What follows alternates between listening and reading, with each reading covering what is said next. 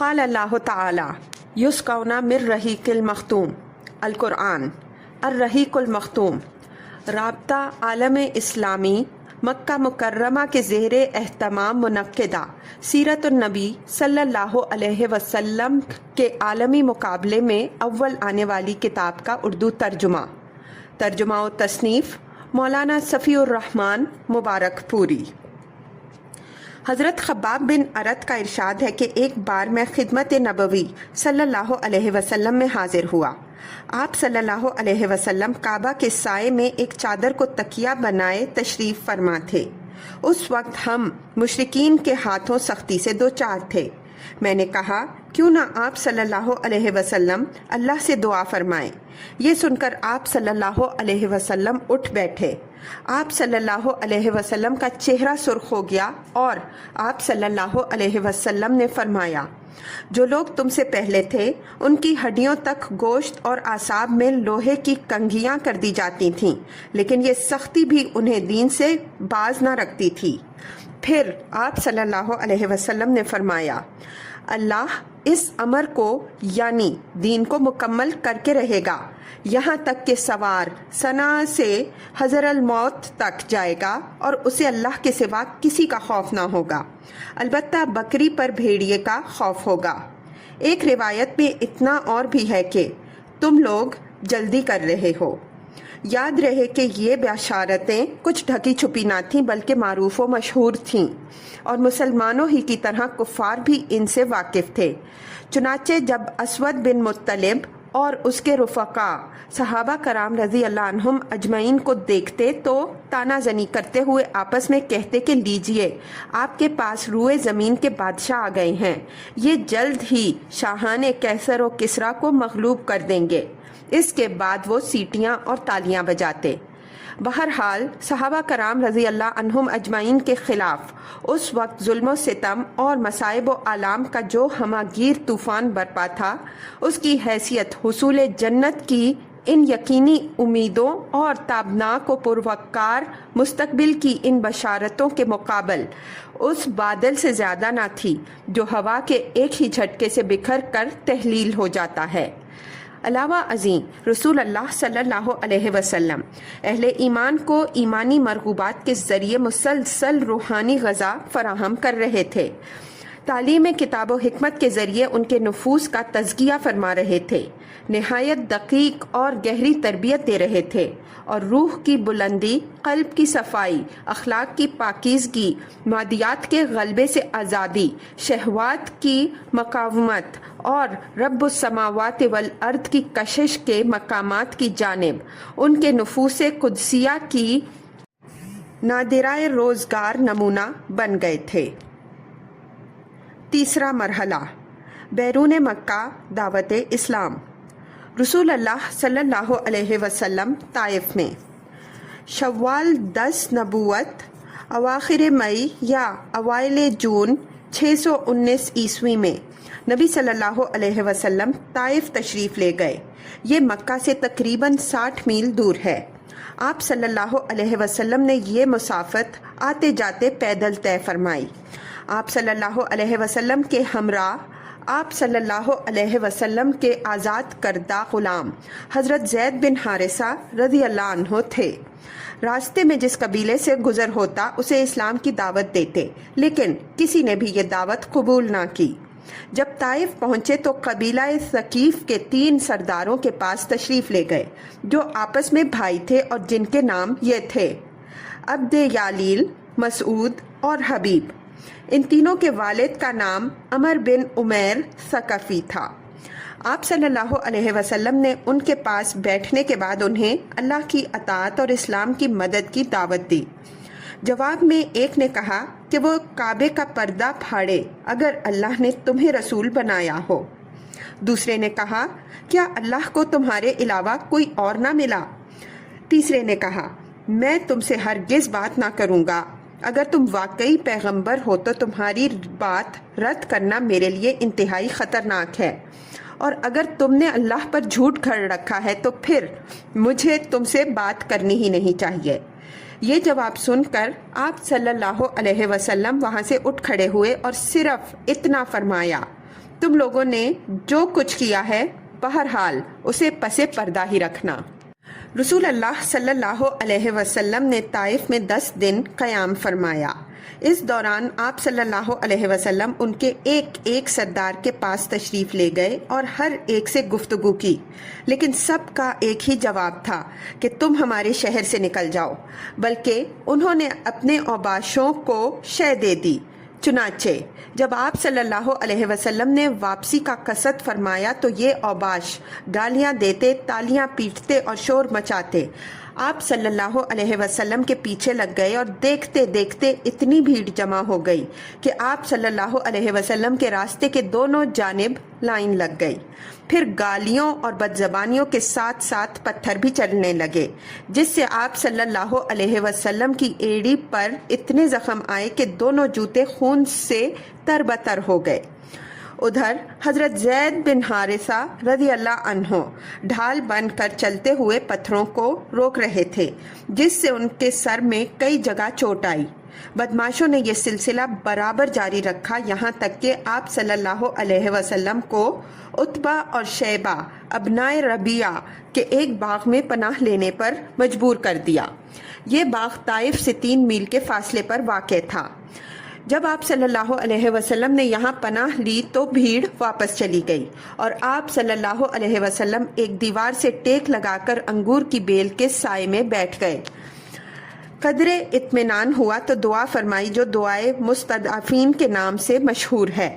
اس دعا کے ایک ایک فقرے سے اندازہ کیا جا سکتا ہے کہ طائف میں اس بدسلوکی سے دوچار ہونے کے بعد اور کسی ایک بھی شخص کے ایمان نہ لانے کی وجہ سے آپ صلی اللہ علیہ وسلم کس قدر دل فگار تھے، اور آپ صلی اللہ علیہ وسلم کے احساسات پر حزن و علم اور غم و افسوس کا کس قدر غلبہ تھا۔ آپ صلی اللہ علیہ وسلم نے فرمایا: اللہم الیک اشکو ضعف قوتی وقلۃ حیلتی وہوانی علی الناس یا ارحم الراحمین، انت رب المستضعفین وانت ربی وَإِلَى مَنْ تَكِلُنِي إِلَى بَعِيدٍ يَتَجَاهَمُنِي أَمْ إِلَى عَدُوٍّ مَلَّكْتُهُ أَمْرِي إِن لَمْ يَكُنْ بِكَ عَلَيَّ غَضَبٌ فَلَا أُبَالِي وَلَكِنْ آفَتِيَكَ هِيَ أَوْصَلِي أَعُوذُ بِنُورِ وَجْهِكَ الَّذِي أَشْرَقْتُ لَهُ الظُّلُمَاتُ وَصَلُحَ عَلَيْهِ أَمْرُ الدُّنْيَا وَالْآخِرَةِ من ان ينزل بی غضبک او یحل علی سخطک لکل اتبع حتی ترضى ولا حول ولا قوت الا بک۔ اے الہی، میں تجھ سے ہی اپنی کمزوری اور بے بسی اور لوگوں کے نزدیک اپنی بے قدری کا شکوہ کرتا ہوں۔ یا ارحم الراحمین، تو کمزوروں کا رب ہے اور تو ہی میرا رب ہے۔ تو مجھے کس کے حوالے کر رہا ہے؟ کیا کسی بیگانے کے جو میرے ساتھ تندی سے پیش آئے، یا کسی دشمن کے جس کو تو نے میرے معاملے کا مالک بنا دیا ہے؟ اگر مجھ پر تیرا غضب نہیں ہے تو مجھے کوئی پرواہ نہیں، لیکن تیری عافیت میرے لیے زیادہ کشادہ ہے۔ میں تیرے چہرے کے اس نور کی پناہ چاہتا ہوں جس سے تاریکیاں روشن ہو گئیں اور جس پر دنیا اور آخرت کے معاملات درست ہوئے، کہ تو مجھ پر اپنا غضب نازل کرے یا تیرا عتاب مجھ پر وارد ہو۔ تیری ہی رضا مطلوب ہے یہاں تک کہ تو خوش ہو جائے، اور تیرے بغیر کوئی زور اور طاقت نہیں۔ ادھر آپ صلی اللہ علیہ وسلم کو ابنائے ربیعہ نے اس حالت زار میں دیکھا تو ان کے جذبہ قرابت میں حرکت پیدا ہوئی، اور انہوں نے اپنے ایک عیسائی غلام کو جس کا نام عداس تھا بلا کر اس انگور کی بیل کا ایک گچھا دیا اور کہا کہ اس شخص کو دے آؤ۔ جب اس نے انگور آپ صلی اللہ علیہ وسلم کی خدمت میں پیش کیے تو آپ صلی اللہ علیہ وسلم نے بسم اللہ کہہ کے ہاتھ بڑھایا اور کھانا شروع کیا۔ عداس نے کہا، یہ جملہ تو اس علاقے کے لوگ نہیں بولتے۔ رسول اللہ صلی اللہ علیہ وسلم نے فرمایا، تم کہاں کے رہنے والے ہو اور تمہارا دین کیا ہے؟ اس نے کہا، میں عیسائی ہوں اور نینوا کا باشندہ ہوں۔ رسول اللہ صلی اللہ علیہ وسلم نے فرمایا، اچھا تم مرد صالح یونس بن متا کی بستی کے رہنے والے ہو۔ اس نے کہا آپ صلی اللہ علیہ وسلم یونس بن متا کو کیسے جانتے ہیں؟ رسول اللہ صلی اللہ علیہ وسلم نے فرمایا وہ میرے بھائی تھے، وہ نبی تھے اور میں بھی نبی ہوں۔ یہ سن کر عداس رسول اللہ صلی اللہ علیہ وسلم پر جھک پڑا اور آپ صلی اللہ علیہ وسلم کے سر اور ہاتھ پاؤں کو بوسہ دیا۔ یہ دیکھ کر ربیعہ کے دونوں بیٹوں نے آپس میں کہا اب اس شخص نے ہمارے غلام کو بگاڑ دیا۔ اس کے بعد جب عداس واپس گیا تو دونوں نے اس سے کہا کیا معاملہ تھا؟ اس نے کہا میرے آقا روئے زمین پر اس شخص سے بہتر کوئی نہیں، اس نے مجھے ایک ایسی بات بتائی ہے جسے نبی کے سوا کوئی نہیں جانتا۔ ان دونوں نے کہا دیکھو عداس، کہیں یہ شخص تمہیں تمہارے دین سے نہ پھیر دے کیونکہ تمہارا دین اس کے دین سے بہتر ہے۔ قدرے ٹھہر کر رسول اللہ صلی اللہ علیہ وسلم باغ سے نکلے تو مکہ کی راہ پر چل پڑے۔ غم و علم کی شدت سے طبیعت نڈھال اور دل پاش پاش تھا۔ کرنے منازل پہنچے تو اللہ تعالیٰ کے حکم سے حضرت جبریل علیہ السلام تشریف لائے۔ ان کے ساتھ پہاڑوں کا فرشتہ بھی تھا۔ وہ آپ صلی اللہ علیہ وسلم سے یہ گزارش کرنے آیا تھا کہ آپ صلی اللہ علیہ وسلم حکم دیں تو وہ اہل مکہ کو دو پہاڑوں کے درمیان پیس کر رکھ دے۔ اس واقعے کی تفصیل صحیح بخاری میں حضرت عائشہ رضی اللہ عنہا سے مروی ہے۔ ان کا بیان ہے کہ انہوں نے ایک روز رسول اللہ صلی اللہ علیہ وسلم سے دریافت کیا کہ کیا آپ صلی اللہ علیہ وسلم پر کوئی ایسا دن بھی آیا ہے جو احد کے دن سے زیادہ سنگین رہا ہو؟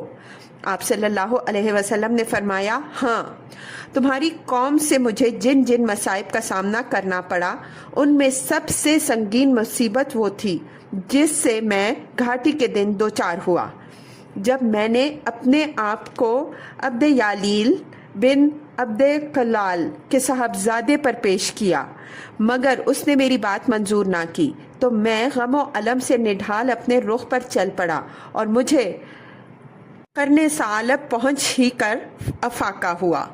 وہاں میں نے سر اٹھایا تو کیا دیکھتا ہوں کہ بادل کا ایک ٹکڑا مجھ پر سایہ فگن ہے۔ میں نے بغور دیکھا تو اس میں حضرت جبریل علیہ السلام تھے۔ انہوں نے مجھے پکار کر کہا آپ صلی اللہ علیہ وسلم کی قوم نے آپ صلی اللہ علیہ وسلم سے جو بات کہی اللہ نے اسے سن لیا۔ اب اس نے آپ صلی اللہ علیہ وسلم کے پاس پہاڑوں کے فرشتے کو بھیجا تاکہ آپ صلی اللہ علیہ وسلم ان کے بارے میں اسے جو چاہیں حکم دے دیں۔ اس کے بعد پہاڑوں کے فرشتے نے مجھے آواز دی اور سلام کرنے کے بعد کہا اے محمد صلی اللہ علیہ وسلم بات یہی ہے، اب آپ صلی اللہ علیہ وسلم جو چاہیں، اگر چاہیں کہ میں انہیں دو پہاڑوں کے درمیان کچل دوں تو ایسا ہی ہوگا۔ نبی صلی اللہ علیہ وسلم نے فرمایا نہیں، بلکہ مجھے امید ہے کہ اللہ عز و جل ان کی پشت سے ایسی نسل پیدا کرے گا جو صرف ایک اللہ کی عبادت کرے گی اور اس کے ساتھ کسی چیز کو شریک نہ ٹھہرائے گی۔ رسول اللہ صلی اللہ علیہ وسلم کے اس جواب میں آپ صلی اللہ علیہ وسلم کی یگانہ روزگار شخصیت اور ناقابل ادراک گہرائی رکھنے والے اخلاق عظیمہ کے جلوے دیکھے جا سکتے ہیں۔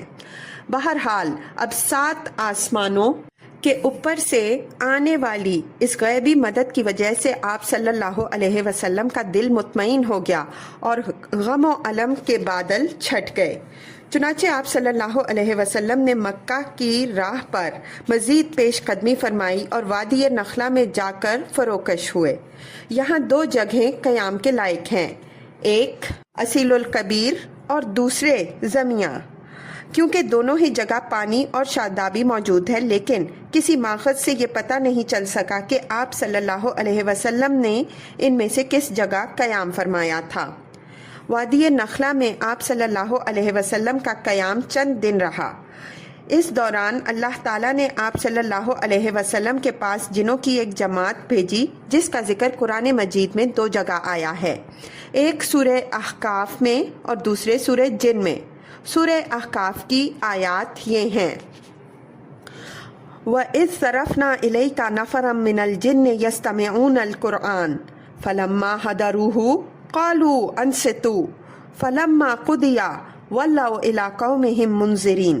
قالوا یا قومنا انا سمعنا کتابا انزل من بعد موسیٰ مصدقا لما بین یدیہ یہدی الی الحق و الی طریق مستقیم یا قومنا اجیبوا داعی اللہ وآمنوا بہ یغفر لکم من ذنوبکم ویجرکم من عذاب علیم۔ آیات 29 تا 31۔ اور جب ہم نے آپ صلی اللہ علیہ وسلم کی طرف جنوں کے ایک گروہ کو پھیرا کہ وہ قرآن سنیں، تو جب وہ تلاوت قرآن کی جگہ پہنچے تو انہوں نے آپس میں کہا کہ چپ ہو جاؤ۔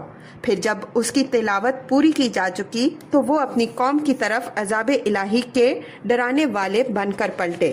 انہوں نے کہا، اے ہماری قوم، ہم نے ایک کتاب سنی ہے جو موسیٰ علیہ السلام کے بعد نازل کی گئی ہے، اپنے سے پہلے کی تصدیق کرنے والی اور حق اور راہ راست کی طرف رہنمائی کرتی ہے۔ اے ہماری قوم، اللہ کے داعی کی بات مان لو اور اس پر ایمان لے آؤ، اللہ تمہارے گناہ بخش دے گا اور تمہیں دردناک عذاب سے بچائے گا۔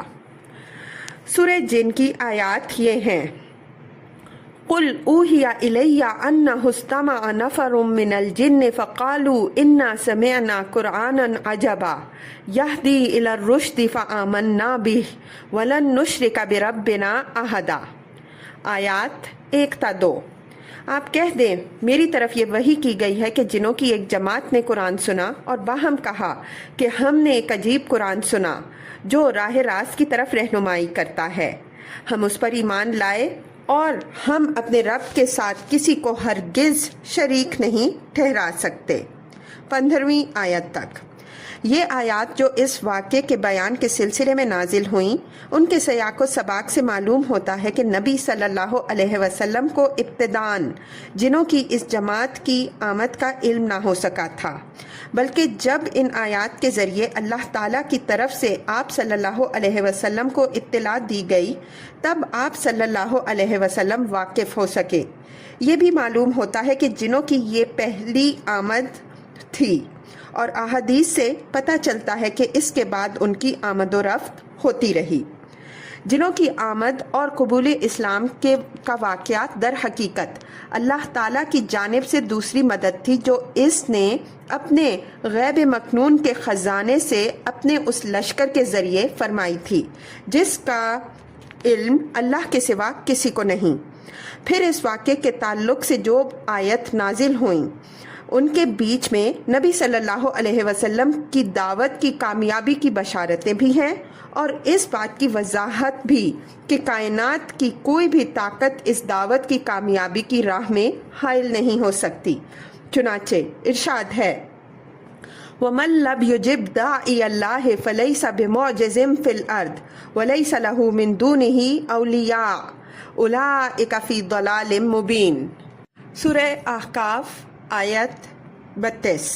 اور جو اللہ کے داعی کی دعوت قبول نہ کرے وہ زمین میں اللہ کو بے بس نہیں کر سکتا اور اللہ کے سوا اس کا کوئی سازگار بھی نہیں، اور ایسے لوگ کھلی ہوئی گمراہی میں ہیں۔ وَأَنَّا ظَنَنَّا أَن لَّن نُّعْجِزَ اللَّهَ فِي الْأَرْضِ وَلَن نُّعْجِزَهُ هَرَبًا۔ سورہ جن آیت 12۔ ہماری سمجھ میں آ گیا ہے کہ ہم اللہ کو زمین میں بے بس نہیں کر سکتے اور نہ ہم بھاگ کر ہی اسے پکڑنے سے عاجز کر سکتے ہیں۔ اس نصرت اور ان بشارتوں کے سامنے غم و علم اور حزن و مایوسی کے وہ سارے بادل چھٹ گئے جو طائف سے نکلتے وقت گالیاں اور تالیاں سننے اور پتھر کھانے کی وجہ سے آپ صلی اللہ علیہ وسلم پر چھائے تھے۔ آپ صلی اللہ علیہ وسلم نے عزم مصمم فرما لیا کہ اب مکہ پلٹنا ہے اور نئے سرے سے دعوت اسلام اور تبلیغ رسالت کے کام میں چستی اور گرم جوشی کے ساتھ لگ جانا ہے۔ یہی موقع تھا جب حضرت زید بن حارثہ رضی اللہ عنہ نے آپ صلی اللہ علیہ وسلم سے عرض کی کہ آپ صلی اللہ علیہ وسلم مکہ کیسے جائیں گے جبکہ وہاں کے باشندوں یعنی قریش نے آپ صلی اللہ علیہ وسلم کو نکال دیا ہے، اور جو اب جواب میں آپ صلی اللہ علیہ وسلم نے فرمایا: اے زید، تم جو حالت دیکھ رہے ہو اللہ اس میں کشادگی اور نجات کی کوئی راہ ضرور بنائے گا۔ اللہ یقیناً اپنے دین کی مدد کرے گا اور اپنے نبی کو غالب فرمائے گا۔ آخر رسول اللہ صلی اللہ علیہ وسلم وہاں سے روانہ ہوئے اور مکے کے قریب پہنچ کر کوہ حرا کے دامن میں ٹھہر گئے۔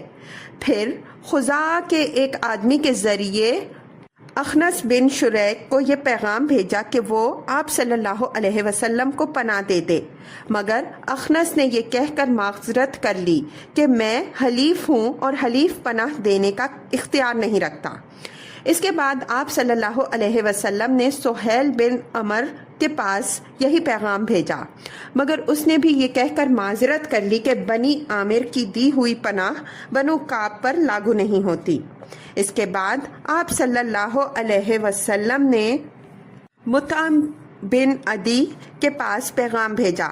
مطعم نے کہا ہاں، اور پھر ہتھیار پہن کر اپنے بیٹوں اور قوم کے لوگوں کو بلایا اور کہا تم لوگ ہتھیار باندھ کر خانہ کعبہ کے گوشوں پر جمع ہو جاؤ، کیونکہ میں نے محمد صلی اللہ علیہ وسلم کو پناہ دے دی ہے۔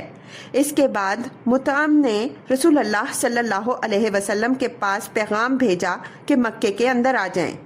آپ صلی اللہ علیہ وسلم پیغام پانے کے بعد حضرت زید بن حارثہ رضی اللہ عنہ کو ہمراہ لے کر مکہ تشریف لائے اور مسجد حرام میں داخل ہو گئے۔ اس کے بعد مطعم بن عدی نے اپنی سواری پر کھڑے ہو کر اعلان کیا کہ قریش کے لوگوں، میں نے محمد صلی اللہ علیہ وسلم کو پناہ دے دی ہے، اب اسے کوئی نہ چھیڑے۔ ادھر رسول اللہ صلی اللہ علیہ وسلم سیدھے حجر اسود کے پاس پہنچے، اسے چوما، پھر 2 رکعت نماز پڑھی اور اپنے گھر کو پلٹ آئے۔ اس دوران مطعم بن عدی اور اس کے لڑکوں نے ہتھیار باندھ کر آپ صلی اللہ علیہ وسلم کے گرد حلقہ باندھے رکھا تاکہ آپ صلی اللہ علیہ وسلم اپنے مکان کے اندر تشریف لے گئے۔ کہا جاتا ہے کہ اس موقع پر ابو جہل نے مطعم سے پوچھا تھا کہ تم نے پناہ دی ہے یا پیروکار مسلمان بن گئے، اور مطعم نے جواب دیا کہ پناہ دی ہے، اور اس جواب کو سن کر ابو جہل نے کہا کہ جسے تم نے پناہ دی اسے ہم نے بھی پناہ دی۔ رسول اللہ صلی اللہ علیہ وسلم نے مطعم بن عدی کے اس حسن سلوک کو کبھی فراموش نہ فرمایا۔ چنانچہ بدر میں جب کفار مکہ کی ایک بڑی تعداد قید ہو کر آئی اور بعض قیدیوں کی رہائی کے لیے حضرت جبیر بن مطعم آپ صلی اللہ علیہ وسلم کی خدمت میں حاضر ہوئے تو آپ صلی اللہ علیہ وسلم نے فرمایا اگر مطعم بن عدی زندہ ہوتا پھر وہ مجھ سے ان بدبودار لوگوں کے بارے میں گفتگو کرتا تو میں اس کی خاطر ان سب کو چھوڑ دیتا۔ قبائل اور افراد کو اسلام کی دعوت۔ ذی قعدہ 10 نبوی اواخر جون یا اوائل جولائی 619 عیسوی میں رسول اللہ صلی اللہ علیہ وسلم طائف سے مکہ تشریف لائے اور یہاں افراد اور قبائل کو پھر سے اسلام کی دعوت دینی شروع کی۔ چونکہ موسم حج قریب تھا اس لیے فریضہ حج کی ادائیگی کے لیے دور و نزدیک ہر جگہ سے پیدل اور سواروں کی آمد شروع ہو چکی تھی۔ رسول اللہ صلی اللہ علیہ وسلم نے اس موقع کو غنیمت سمجھا اور ایک ایک قبیلے کے پاس جا کر اسے اسلام کی دعوت دی، جیسا کہ نبوت کے 4تھے سال سے آپ صلی اللہ علیہ وسلم کا معمول تھا۔ وہ قبائل جنہیں اسلام کی دعوت دی گئی۔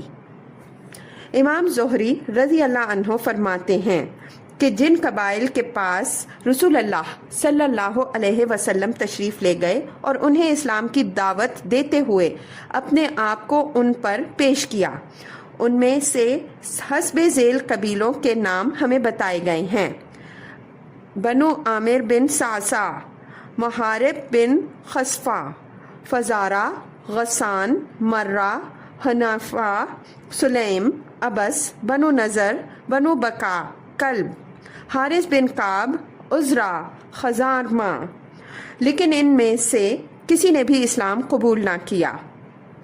واضح رہے کہ امام زہری کے ذکر کردہ ان سارے قبائل پر ایک ہی سال یا ایک ہی موسم حج میں اسلام پیش نہیں کیا گیا، بلکہ نبوت کے 4تھے سال سے ہجرت سے پہلے کے آخری موسم حج تک 10 سالہ مدت کے دوران پیش کیا گیا تھا۔ ابن اسحاق نے بعض قبائل پر اسلام کی پیشی اور ان کے جواب کی کیفیت کا بھی ذکر کیا ہے۔ ذیل میں مختصراً ان کا بیان نقل کیا جا رہا ہے۔ نمبر 1، بنو کلب۔ نبی صلی اللہ علیہ وسلم اس قبیلے کی ایک شاخ بنو عبداللہ کے پاس تشریف لے گئے، انہیں اللہ کی طرف بلایا اور اپنے آپ کو ان پر پیش کیا۔ باتوں باتوں میں یہ بھی فرمایا کہ اے بنو عبداللہ، اللہ نے تمہارے جد اعلیٰ کا نام بہت اچھا رکھا تھا، لیکن اس قبیلے نے آپ کی دعوت قبول نہ کی۔ نمبر 2، بنو حنیفہ۔ آپ صلی اللہ علیہ وسلم ان کے ڈیرے پر تشریف لے گئے، انہیں اللہ کی طرف بلایا اور اپنے آپ کو ان پر پیش کیا، لیکن ان جیسا برا جواب اہل عرب میں سے کسی نے نہ دیا۔ نمبر 3، عامر بن صعصع۔ انہیں بھی آپ صلی اللہ علیہ وسلم نے اللہ کی طرف دعوت دی اور اپنے آپ کو ان پر پیش کیا۔ جواب میں ان کے ایک آدمی بحیرہ بن فراس نے کہا، خدا کی قسم اگر میں قریش کے اس جوان کو لے لوں تو اس کے ذریعے پورے عرب کو کھا جاؤں گا۔ پھر اس نے دریافت کیا کہ اچھا یہ بتائیے، اگر ہم آپ صلی اللہ علیہ وسلم سے آپ صلی اللہ علیہ وسلم کے اس دین پر بیعت کر لیں، پھر اللہ آپ کو مخالفین پر غلبہ عطا فرمائے، تو کیا آپ صلی اللہ علیہ وسلم کے بعد زمام کار ہمارے ہاتھ میں ہوگی؟ آپ صلی اللہ علیہ وسلم نے فرمایا، زمام کار تو اللہ ہی کے ہاتھ میں ہے، وہ جہاں چاہے گا رکھے گا۔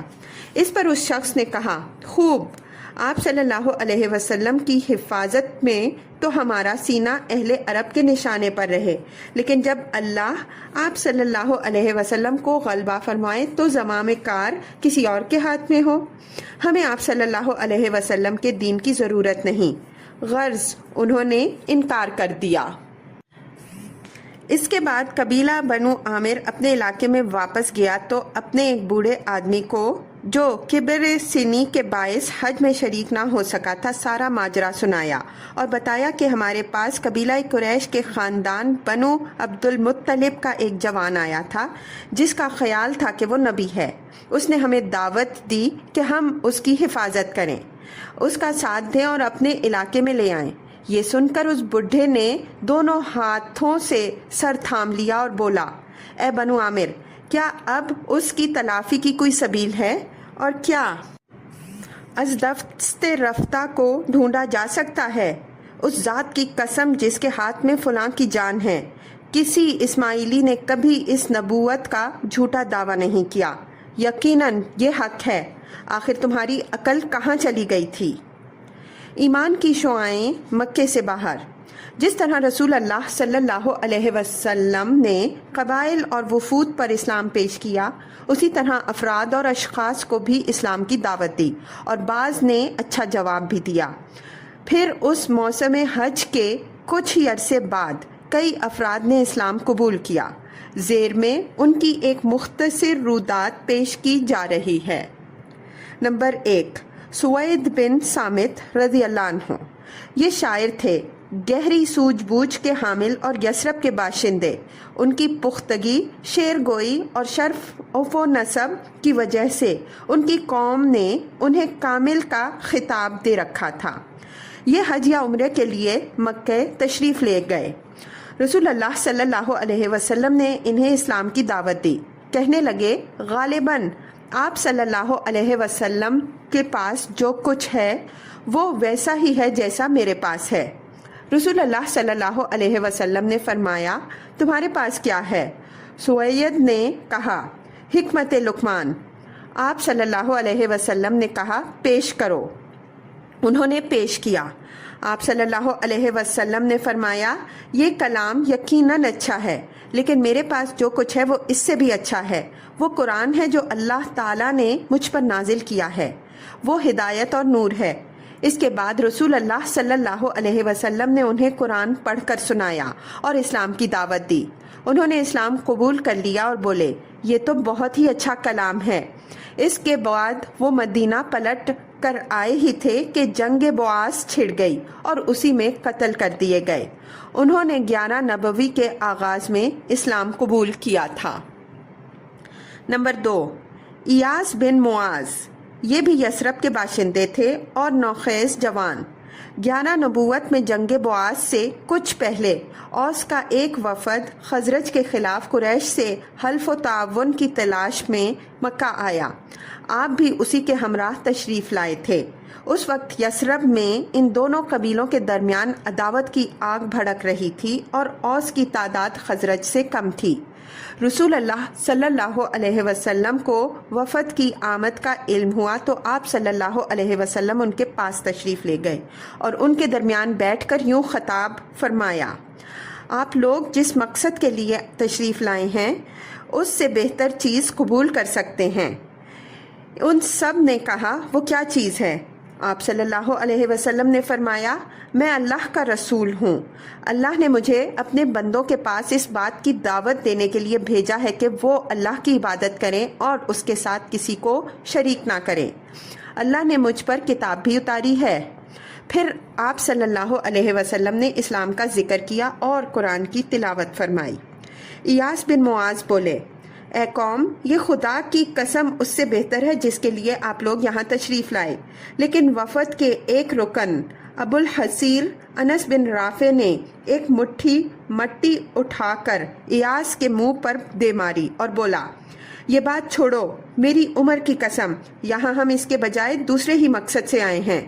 इयास ने खामोशी इख्तियार कर ली और रसूल अल्लाह सल्लल्लाहु अलैहि वसल्लम भी उठ गए। वफ़द कुरैश के साथ हल्फ व ताउन का मुआहिदा करने में कामयाब ना हो सका और यूं ही नाकाम मदीना वापस हो गया। मदीना पलटने के थोड़े ही दिन बाद इयास इंतकाल कर गए। वो अपनी वफ़ात के वक्त तहलील व तकबीर और हम्द व तस्बीह कर रहे थे, इसलिए लोगों को यकीन है कि उनकी वफ़ात इस्लाम पर हुई।